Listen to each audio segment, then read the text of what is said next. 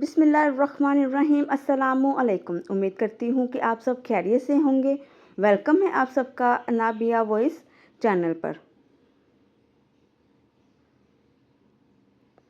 جب مرد میں سے دین نکال دیا جائے تو وہ شکاری بن جاتا ہے، اگر عورت میں سے نکال دیا جائے تو وہ شکار۔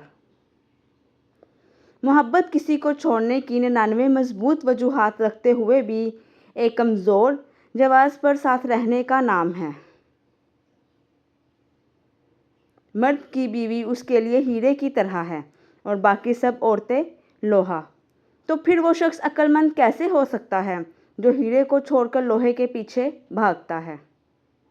ایک زمانہ تھا کہتے تھے کہ رزق عورت کے مقدر سے اور اولاد مرد کے مقدر سے ہوتی ہے، لیکن دور نے کیا پلٹا کھایا ہے کہ مرد اولاد نہ ہونے پر عورت کو چھوڑ رہا ہے اور عورت رزق نہ ہونے پر مرد کو چھوڑ رہی ہے۔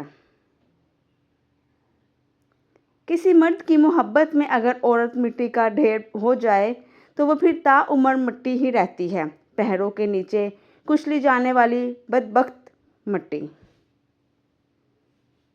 جیسا مرد ہو اسے ویسی عورت ملے گی، یہ قرآن کہتا ہے، تو پھر عورت ایسا کیوں کہتی ہے کہ دنیا کا ہر مرد ہی برا ہے؟